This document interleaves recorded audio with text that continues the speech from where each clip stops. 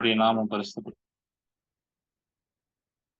எங்களை நேசிக்கிற எங்கள் நல்ல தகப்பனே, அருமையான இந்த கால வேளையை நீர் எங்களுக்கு கொடுத்த கிருபைக்காய் உமக்கு நன்றி செலுத்துகிறோம் ஆண்டவரே. இந்த நேரத்திலும் கூட நாங்கள் ஒரு சிறு குழுவாக கூடி உம்முடைய தியானத்தில் நாங்கள் கலந்து கொள்ளவும், ஆராதனையிலே கலந்து கொள்ளவும் நீர் தந்த கிருபைக்காய் நன்றி ஆண்டவரே. கேட்கிற வார்த்தை கேட்கிறவர்களுக்கு பிரயோஜனமாய் இருக்க நீர் உதவி செய்யுங்க. அந்த வார்த்தையை தங்களது வாழ்க்கையிலே பயன்படுத்திக் கொள்ள, மனதில் இருத்தி பயன்படுத்திக் கொள்ள நீர் உதவி செய்யுங்க. நீங்க வெளிப்படுங்க, வெளிப்படுத்துங்க. இயேசுவின் நாமத்திலே கேட்கிறோம் எங்கள் ஜீவனுள்ள நல்ல தகப்பனே. ஆமென். கர்த்தருடைய நாமம் பரிசுத்தப்படுவதாக. இந்த நேரத்திலும் கூட இந்த காலை வேளையில இந்த ஆராதனை கூடுகைக்கு கலந்து கொண்டவங்கள் யாவரையும் ஆண்டவராகிய இயேசு கிறிஸ்துவின் நாமத்தினாலே அன்புடன் வாழ்த்துகிறேன். இன்றைய நாளிலே நாம் தியானிக்கும்படியாக தெரிந்து கொள்ளப்பட்ட தலைப்பு, ஒரு நீதிமானின் கூப்பிடுதல் எப்படி இருக்க வேண்டும் என்பது. ஒரு நீதிமானின் கூப்பிடுதல். ஏசாயா 41 அதிகாரம் 17 வசனத்தை நாம் வாசிக்கும் பொழுது, ஏசாயா 47:17 அதன் பிற்பகுதியிலே, கர்த்தராகிய நான் அவர்களுக்கு செவி கொடுத்து, இஸ்ரவேலின் தேவனாகிய நான் அவர்களை கைவிடாதிருப்பேன். கர்த்தராகிய நான் அவர்களுக்கு செவி கொடுத்து, இஸ்ரவேலின் தேவனாகிய நான் அவர்களை கைவிடாதிருப்பேன் என்பது. அநேக ஜெபங்கள் இருக்கிறது, அநேக பெயர்கள் இருக்கிறது. கர்த்தருக்கு, நம்முடைய தேவனுக்கு ஒரு பெயர் இருக்கிறது. அது என்னன்னு கேட்டீங்கன்னா, நமக்கு செவி கொடுக்கிற தேவன். எப்படிப்பட்டவர்களோட ஜெபத்த கர்த்தர் செவி கொடுக்கிறார் அப்படின்னு பார்த்தீங்கன்னா, எல்லாருடைய ஜெபத்தையும் கர்த்தர் கேட்கிறார். ஆனால் ஒரு நபரோட ஜெபத்துக்கு மாத்திரம் கர்த்தர் ரொம்ப தீவிரமா இருக்கிறாரு. ஒருத்தர் ஜெபம் பண்ணாருன்னா, கர்த்தர் அத ரொம்ப கவனிச்சு, அவன் ஏன் என்னுடைய சமூகத்துக்கு வரான்? ஏன் என்னுடைய சமூகத்துல அவன் வந்து கதறுறான்? அப்படிங்கிறத ஆண்டவர் யோசிச்சு பார்க்கிறாரு. அதுக்கு ஆண்டவர் வந்து உடனடியா பதில் குடுப்பதிலும் அவர் தீவிரமா இருக்கிறாரு. எடுத்துக்கொள்ளுங்க சங்கீதம் 34 அதிகாரம். சங்கீதம் 34 அதிகாரம் 15 வசனம். சங்கீதம் 34 அதிகாரம் 15 வசனம். கர்த்தருடைய கண்கள் நீதிமான்கள் மேல் நோக்கமாயிருக்கிறது. அவருடைய செவிகள் அவர்கள் கூப்பிடுதலுக்கு திறந்திருக்கிறது. கர்த்தருடைய கண்கள் நீதிமான்கள் மேல் நோக்கமாயிருக்கிறது. அவருடைய செவிகள் அவருடைய கூப்பிடுதலுக்கு திறந்திருக்கிறது. நீதிமான்கள் கூப்பிடும்போது கர்த்தர் கேட்கிறார். அப்படிங்கிறாரு. இந்த காலை வேளையில கூட நம்முடைய செய்தியின் தலைப்பு கூட நீதிமானின் கூப்பிடுதல் எப்படிப்பட்டதா இருக்க வேண்டும். எல்லாருடைய வாழ்க்கையிலும் ஜெபத்துக்கு பதில் உண்டு. தேவனுடைய ஆலயத்தை பிரதிஷ்டை பண்ணிட்டு சாலமோன் கர்த்தருடைய ஆலயத்துல ஜெபிக்கிறாரு. ஆண்டவரே, இந்த ஸ்தலத்துல யார் வந்து ஜெபித்தாலும் கர்த்தராகிய நீர் அவர்களுக்கு பதில் தரணும். என்னுடைய மக்கள் ஜனத்தின் வந்து யுத்தத்துக்கு போகும்போதும் வரும்போதும் அவருடைய சத்தத்திற்கு நீங்க ஆண்டவரே செவி கொடுக்க வேண்டும் அப்படின்னு சொல்றாரு. அதற்கு ஆண்டவர் சொல்றாரு, இந்த ஸ்தலத்தில் ஏறெடுக்கப்படுகிற எல்லா விண்ணப்பங்களும் என் செவிகள் திறந்தவைகளா இருக்குது அப்படிங்கிறாரு. இது யாருடைய ஜெபத்துக்கு பதிலா வந்ததுன்னு பார்த்தீங்கன்னா, சாலமோனின் ஜெபத்திற்கு பதிலா வந்தது. சாலமோன் வந்து ஆலயத்த பிரதிஷ்டை பண்ணிட்டாரு. அதை முடிச்சுட்டாரு. ஆண்டவர்ட்ட போய், ஆண்டவரே, என் தகப்பனாகிய தாவீதுக்கு சொன்னது போல கர்த்தருடைய ஆலயத்த நான் கட்டி எழுப்பிட்டேன். இங்க யாரெல்லாம் ஜெபிக்கிறாரோ அவர்களுக்கு தேவனாகிய நீர் பதில் தர வேண்டும் அப்படின்னு சொல்லி ஆண்டவர் கேட்கிறாரு. ஆண்டவர் உடனே அவர் ஜெபத்துக்கு பதில் கொடுக்கிறாரு. நீ சொன்ன காரியத்த நான் கேட்கிறேன் சாலமோன். இந்த ஆலயத்துக்கு யாரெல்லாம் வந்து ஜெபிக்கிறார்களோ அவருடைய எல்லா ஜெபத்திற்கும் என்னுடைய செவிகள் கவனமாய் திறந்திருக்கிறது என்று ஆண்டவர் சொல்கிறார். இப்ப பாத்தீங்கன்னா, ஆண்டவர் ஏன் இத வந்து அவருக்கு உடனடியா பதில் குடுக்கிறாருன்னா, சாலமோனின் ஜெபம் வந்து ஒரு நீதிமானின் ஜெபமாக மாறி இருக்கிறது. அதனால தான் ஆண்டவர் உடனே பதில் குடுக்கிறாரு. மற்றவர்களோட ஜெபத்துக்கும், நீதிமான்கள் ஜெபத்துக்கும், நீதிமான்களின் கூப்பிடுதலுக்கும் ஒரு வித்தியாசம் உண்டு. இன்னைக்கு பல காரியங்களுக்காக நம்ம ஜெபிச்சுட்டு இருக்கலாம். ஒரு சிலர் ஜெபம் பார்த்தீங்கன்னா, நீண்ட நாள் காலதாமதம் ஏற்படுது அப்படின்னு நாம் கேட்கும் பொழுது, அவங்களுடைய ஜெபம் ஒரு நீதிமான்களின் ஜெபம் செய்யும் வரைக்கும் கர்த்தர் அவர்கள வாழ்க்கையில் தொடர்ந்து இடைப்பட்டுக் கொண்டே இருப்பார். அப்ப அதுக்கு பின்னாடி தான் அந்த நீதிமானுடைய ஜெபமாக அவர்கள் ஜெபம் மாறும் பொழுதுதான் அவர்களது வேண்டுதல்களும், விண்ணப்பங்களும் நிறைவேறும். என்றைக்கு ஒருவருடைய ஜெபம் ஒரு நீதிமானின் ஜெபமாக மாறுகிறதோ, அன்றைக்கு தான் கர்த்தர் நமக்கு செவி கொடுப்பார். இன்னைக்கு நான் உற்சாகமா இருக்கிறேன், விசுவாசத்தில் பலன் கொள்றேன். இன்னும் என் ஜெபத்திற்கு ஏன் தாமதமா இருக்குது அப்படின்னு நீங்க யோசிச்சு பார்த்தீங்கன்னா, உங்களுடைய ஜெபம் இன்னும் நீதிமானுடைய ஜெபமாக மாறவில்லை என்று கர்த்தர் நன்றாய் அறிந்திருக்கிறார். சங்கீதம் 34 அதிகாரம் 4 வசனத்துல பார்த்தீங்கன்னா, நான் கர்த்தரை தேடினேன், அவர் எனக்கு செவி கொடுத்தார். நான் கர்த்தரை தேடினேன், அவர் எனக்கு செவி கொடுத்தார். இந்த வசனம் ரொம்ப எளிமையா இருந்தாலும் தாவீதோட அனுபவத்திலிருந்து வருது. தாவீது சொல்கிறார், நான் கர்த்தரை தேடினேன், அவர் எனக்கு செவி கொடுத்தார். அதுக்கு கீழேயே சங்கீதக்காரர் சொல்கிறார், சங்கீதம் 34:15, 17 கர்த்தருடைய கண்கள் நீதிமான்கள் மேல் நோக்கமாயிருக்கிறது. அவருடைய செவிகள் அவர்கள் கூப்பிடுதலுக்கு திறந்திருக்கிறது. நீதிமான்கள் கூப்பிடும்போது கர்த்தர் கேட்கிறார் அப்படின்னு தாவீது சொல்றாரு. ஏன் என் ஜெபத்திற்கு கர்த்தர் உடனடியாக செவி கொடுத்தார்னா, ஒரு நீதிமானுடைய ஜெபமாய் என் ஜெபத்தை கர்த்தர் கேட்டார். அதனால எனக்கு கர்த்தர் செவி கொடுத்தார்ன்னு தாவீது சொல்கிறார். ஒரு நீதிமானுடைய கூப்பிடுதலுக்கு கர்த்தர் உடனடியாக பதில் கொடுக்கிறவராக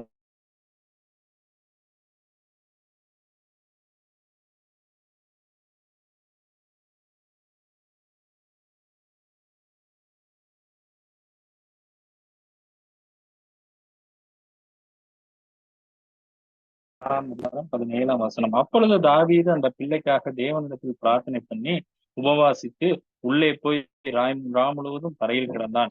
அவன் தரையிலிருந்து எழுந்திருக்க பண்ண அவன் வீட்டில் உள்ள மூப்பரானவர்கள் எழுந்து அவன் அண்டையில் வந்தாலும், அவன் மாட்டேன் என்று சொல்லி அவர்களோடே அப்பம் சாப்பிடாமல் இருந்தான்.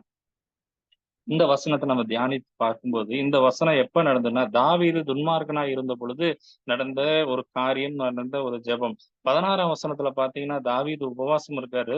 முழுவதும் தரையில கிடந்திருக்கிறாரு. 17ஆம் வசனத்துல நம்ம வாசிக்கும்போது, தரையிலிருந்து அவரால் எழுந்திருக்க ஒருவராலும் முடியவில்லை. வீட்டில் இருக்கும் பெரியோர்கள் எல்லாரும் முயன்றும் என்ன பண்ண முடியல, அவரை எழுந்திருக்க பண்ண முடியல. அவர்கள் அப்பம் சாப்பிடாமல், உணவு சாப்பிடாமல் தாவீது இருந்தார் என்பதை பார்க்கிறோம். ஆனால் இந்த சம்பவம் எப்ப நடக்கிறது அப்படின்னு பார்த்தீங்கன்னா, தாவீது பச்சைப்பாலோடு இருக்கும் பொழுது செய்கிற ஜெபமா இருக்கிறதுனால, இது ஒரு துன்மார்க்கனுடைய ஜெபமாக நம்ம இங்க பார்க்கப்படுகிறது. தாவீது தரையில கிடந்தாலும் யாராலும் அவர எழுப்ப முடியல. ஆனா சங்கீதம் 34:4 தாவீது சொல்றாரு, நான் கர்த்தரை தேடினேன், அவர் எனக்கு செவி கொடுத்தார். நீதிமான்களோட ஜெபத்த கர்த்தர் கேட்கிறார். அவருடைய ஜெபம் மட்டுமல்ல, கண்ணும் அவரோட கண்ணும் நம்மள பார்க்கிறது அப்படிங்கிற ஜெபம், அப்படிங்கிற ஒரு காரியம் தாவீதுக்கு எப்ப தெரிஞ்சதுன்னா, இந்த 12ஆம் அதிகாரத்துக்கு பின்னாடி தான் தாவீது இந்த ஒரு ரகசியத்தை நான் அறிந்து கொள்கிறான். எவ்வளவுதான் நம்ம உபவாசம் இருந்தாலும், எவ்வளவா தேவனுடைய சமூகத்துல நாம விழுந்து கிடந்தாலும், யாரோட ஜெபத்துக்கு கர்த்தர் உடனடியாக பதில் கொடுக்கிறார்னா, ஒரு நீதிமானுடைய ஜெபத்திற்கு கர்த்தர் உடனடியாக பதில் கொடுக்கிறார். இதை தாவீது கண்டிப்பா அறிந்திருந்தார். அ அதே போலதான் நம்மளுடைய வாழ்க்கையிலும், நம்மளுடைய ஜெபம் ஒரு நீதிமானின் கூப்பிடுதலா இருக்க வேண்டும். இப்ப நம்ம தேர்வு ப தே ப தேர்வு எழுதப் போறோம். நம்முடைய குழந்தைகள் தேர்வு எழுதப் போறாங்க. நம்ம ஜெபம் பண்ணிட்டு போறோம். ஆண்டவரே எங்கள் குழந்தைகளுக்கு நல்ல மதிப்பெண் தாருங்க அப்படின்னு சொல்லி ஜெபம் பண்ணிட்டு போறோம். ஆண்டவர் நம்மளுடைய ஜெபத்த கண்டிப்பா கேட்பாரு. நம்ம குழந்தைகள பாஸ் பண்ண வைப்பாரு. ஆனா, அதுவே நம்மளுடைய ஜெபம் ஒரு நீதிமானுடைய ஜெபமாய் மாறும்போது, நம்மளுடைய பிள்ளைகளுடைய ஜெபம் ஒரு நீதிமானுடைய ஜெபமாக மாறுனா, அந்த குழந்தைங்க ஸ்கூல் ஃபர்ஸ்ட் வர வாய்ப்பு இருக்கு. மாநிலத்தில முதல்ல வர வாய்ப்பு இருக்கு. சென்டம் எடுக்க வாய்ப்பு இருக்கு. அதுதான் நீதிமான்களுடைய ஜெபத்துக்கும், மற்றவர்களுடைய ஜெபத்திற்கும் உள்ள வித்தியாசம். எல்லா ஜெபத்தையும் கர்த்தர் ஏற்கிறார். ஆனால் நீதிமான்களுடைய ஜெபம் என்பது ஒரு சிறப்பு வாய்ந்ததாக இந்த உலகத்தில கருதப்படுகிறது.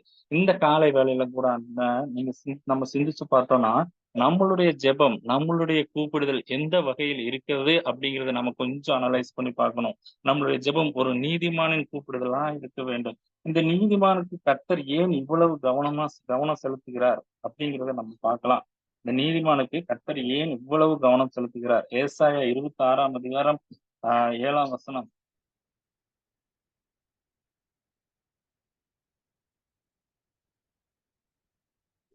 இதுவரை நம்ம நீதிமானுடைய பாதை செம்மையா இருக்கிறது. நீதிமானுடைய பாதை செம்மையா இருக்கு. இதுவரை எத்தனையோ நம்ம ஜெபம் பண்ணிக்கலாம். ஆனா இன்று காலை முதல்ல நாம பண்ணுகிற ஒவ்வொரு ஜெபமும் ஒரு நீதிமானுடைய ஜெபமாய் நம்ம மாற வேண்டும். சரி, இப்ப இந்த நீதிமான் யார் அப்படிங்கிறத நம்ம பார்க்கணும்னா, வேதத்துல 3 நீதிமான்கள பத்தி சொல்லியிருக்கிறது. யோபு சொல்றாரு. 9 அதிகாரம். யோபு 9 2ஆம் அதிகாரத்துல ஆம் காரியம் இப்படி இருக்கிறது என்று அறிவேன். தேவனுக்கு முன்பாக மனுஷன் நீதிமானாய் இருப்பது எப்படி? யோபு கேட்கிறாரு. தேவனுக்கு முன்பாக மனுஷன் நீதிமானாய் இருப்பது எப்படி? ஒரு யோபு இந்த வசனத்துல யோபு சொல்றாரா, ஒரு நேர்மையாகவும், அழகாகவும் ஒரு வார்த்தை கேட்கிறாரு. தேவனுக்கு முன்பாக மனுஷன் நீதிமானாய் இருப்பது எப்படி? யோபு ஒரு நீதிமான் அப்படிங்கிறது நம்ம எல்லாத்துக்கும் தெரியும். எசேக்கியேல் 14:14 வாசிச்சீங்கன்னா, நோவா, தானியேல், யோபு இவங்க ஒரு நீதிமான் அப்படின்னு சொல்லி ஆண்டவர் அங்க வெளிப்படுத்துறாரு. ஆனாலும் யோபு கேட்கிறாரு, தேவனுக்கு முன்பாக நீதிமானாக இருப்பது எப்படி? இந்த கேள்விக்கு எசேக்கியேல் 18ஆம் அதிகாரம் 9ல் பதில் தருகிறார் ஆண்டவர். எசேக்கியேல் 18:9 அது யோபுக்கு மட்டும் கொடுக்கப்பட்ட பதில் அல்ல. முதலாவது அ என் கட்டளைகளின்படி நடந்து என் நியாயங்களை கைக்கொண்டு உண்மையாய் இருப்பானாகி அவனே நீதிமான். அவன் பிழைக்கவே பிழைப்பான் என்று கர்த்தராகிய ஆண்டவர் சொல்கிறார். இங்க 3 காரியங்களை நாம தியானிச்சு பார்த்தோம்னா, முதலாவது காரியம் கட்டளையின்படி நடக்க வேண்டும். 2வது காரியம் நியாயங்களை கைக்கொண்டு நடக்க வேண்டும். 3வது காரியம் உண்மையாய் இருக்க வேண்டும். அப்படி ஒரு மனிதன் இருப்பானேயெனில் அவன்தான் நீதிமான் என்று அழைக்கப்படுகிறான்.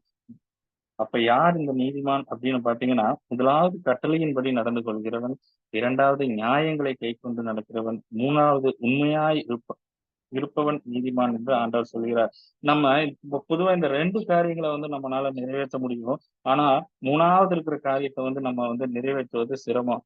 அதனாலதான் நீதிமானுக்கும் மற்றவர்களுக்கும் இந்த வித்தியாசங்கள நாம பார்க்க முடியுது. இந்த 3 காரியங்களும் சரியா இருப்பவனுடைய கூப்பிடுதலுக்கு தான் கர்த்தருடைய கண்களும், செவிகளும் திறந்தவையாய் இருக்கிறது. நம்முடைய கூப்பிடுதலும் கூட இந்த நீதிமான்களின் கூப்பிடுதலைப் போல் இருக்க வேண்டும் என்று ஆண்டவர் விரும்புகிறார். ஏசாயா 26ஆம் அதிகாரம் 7ஆம் வசனம். ஏசாயா 26, 7ஆம் வசனம். நீதிமானுடைய பாதை செம்மையா இருக்கிறது. இந்த நீதிமானுடைய பாதை பார்த்தீங்கன்னா, செம்மையா இருக்கிறது. இந்த நீதிமானுடைய பாதை எப்படி செம்மையா இருக்குது அப்படிங்கிற ரகசியத்த நம்ம முதலாவது தெரிஞ்சு கொள்ள வேண்டும். எல்லாரும் நீதிமான் நீதிமானுங்கிறாங்க. அந்த நீதிமான் எப்படி நடந்து கொள்கிறார்? அவருடைய பாதை எப்படி இருக்குதுங்கிற ரகசியத்த நம்ம அறிஞ்சுக்கிட்டோம்னா, நம்மளும் கூட ஒரு நீதிமான்களா இருக்க கர்த்தர் நமக்கு உதவி செய்வார். இங்க அ இந்த செம்மையாய் அப்படிங்கிற இடத்துல வாசிங்கன்னா, நீதிமானுடைய பாதை செம்மையா இருக்கிறது அப்படின்னா, அந்த நீதிமானுடைய பாதை அப்படிங்கிற இடத்துல அடுத்து இந்த 3 காரியங்கள நம்ம அங்க பிக்ஸ் பண்ணணும். முதலாவது காரியம் அவருடைய கட்டளையின்படி நடந்து கொள்ள வேண்டும். 2வது காரியம் நியாயங்களை கைக்கொண்டு நடந்து கொள்ள வேண்டும். 3வது காரியம் உண்மையா இருக்க வேண்டும். இந்த 3 காரியங்கள் தான் ஒரு நீதிமானுடைய பாதையாக இருக்கிறது. அதனால் தான் அவருடைய பாதை செம்மையாக இருக்கிறது. இது எப்படி நீதிமான்கள சரி ஓகே. இது எப்படி நீதிமானால மாத்திரம் செய்ய முடியுது? நம்மனால ஏன் செய்ய முடியல? அப்படின்னா, நீதிமான் ஒரு காரியத்த அறிஞ்சு வைத்திருக்கிறாங்க.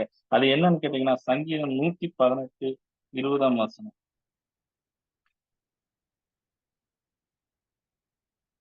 சங்கீதம் 118, 20.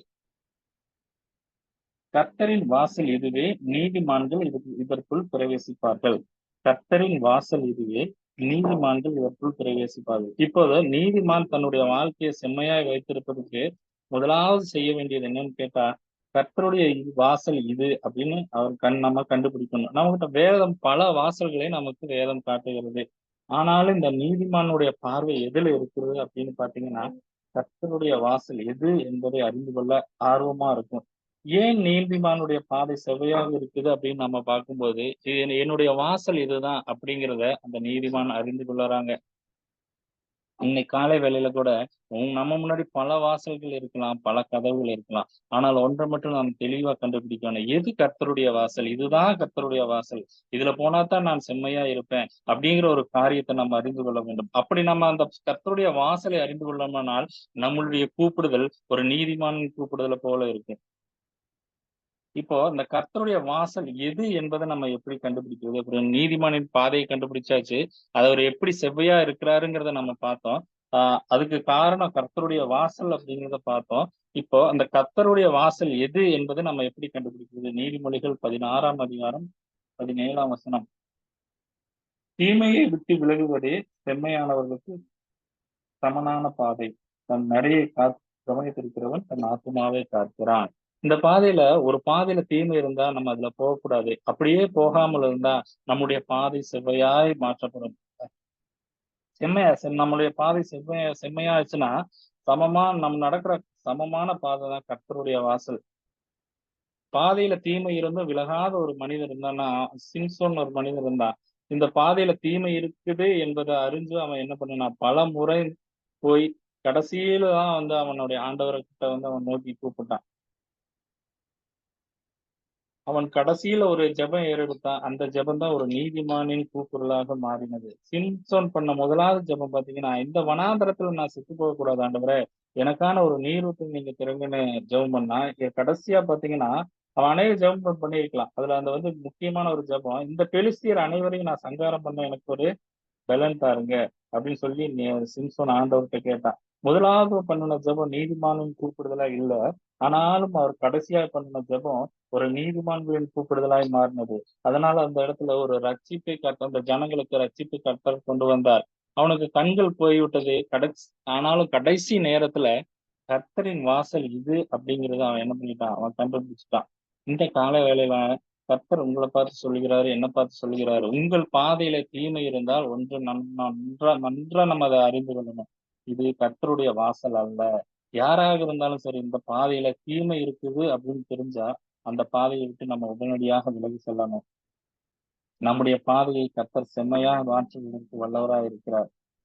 கர்த்தருடைய வாசல் எது அப்படிங்கிறது நம்ம முற்றிலும் தீர்மானம் பண்ணி அந்த தீமையை விட்டு விலகும்போது, நம்மளுடைய கூப்பிடுதல் ஒரு நீதிமானின் கூப்பிடுதலால் தேவ சமூகத்துக்கு எட்ட இருக்கிறது. அவருடைய கண்களும் செவிகளும் நமக்கு கவனமாய் இருக்கிறது. அது சிறந்தவைகளாய் இருக்கிறது. நம்முடைய வாழ்க்கையை கர்த்தருக்கென்று ஒரு பந்தியை நம்ம ஆயத்தப்படுத்தணும். நம்முடைய வாழ்க்கையை கர்த்தர் செவைப்படுத்துவார். நம்முடைய ஜெபமும் ஒரு நீதிமானின் கூப்பிடுதலாக மாறும். ஆமென். God bless you.